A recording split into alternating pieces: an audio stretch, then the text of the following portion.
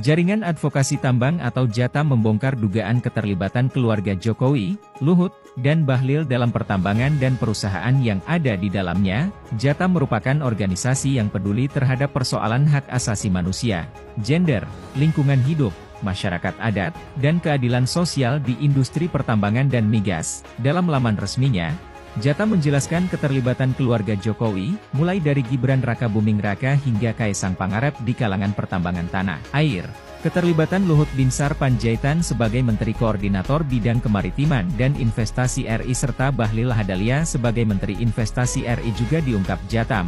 Bahlil disebut memiliki keterkaitan dengan PT Meta Mineral Pradana, perusahaan tambang nikel yang memiliki 2 izin pertambangan di Konawe Utara, Sulawesi Tenggara. Pemegang saham perusahaan PT Meta Mineral Pradana dimiliki oleh PT Riva Capital sebesar 10% dan PT Papua Bersama Unggul sebesar 90% yang merupakan perusahaan milik Bahlil. PT Riva Capital disebut juga telah mengeksplorasi 39.000 hektar batu bara di Fakfak, Papua Barat dan 11.000 hektar pertambangan nikel di Halmahera.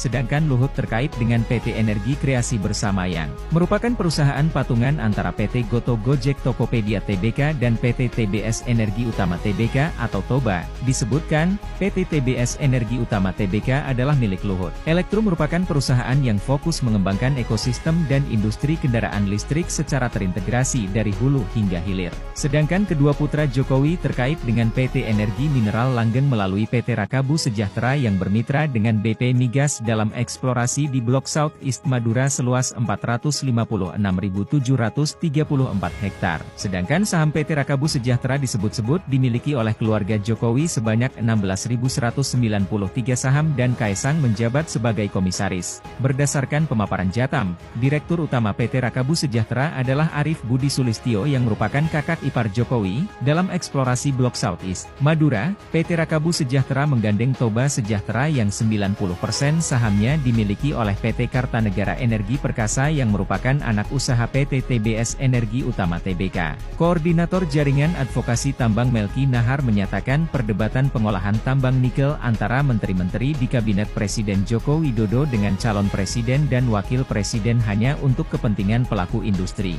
Melki menganggap perdebatan sama sekali tidak menyelesaikan realitas praktik hilirisasi nikel yang justru memiskinkan warga. Adapun isu pengolahan nikel menjadi perdebatan usai pernyataan calon wakil presiden nomor urut 01 Muhaimin Iskandar alias Cak Imin dalam debat Cawapres pada 21 Januari lalu, yang menyebut pengolahan dan bisnis tambang nikel era Jokowi berlangsung secara ugal-ugalan. Pernyataan itu kemudian dibantah oleh Menko Marves Luhut Binsar Panjaitan dan Menteri Investasi Bahlil Lahadalia. Jatam, kata Melki, menyayangkan topik hilirisasi yang diperdebatkan tidak membahas realitas praktik hilirisasi nikel yang sebenarnya terjadi.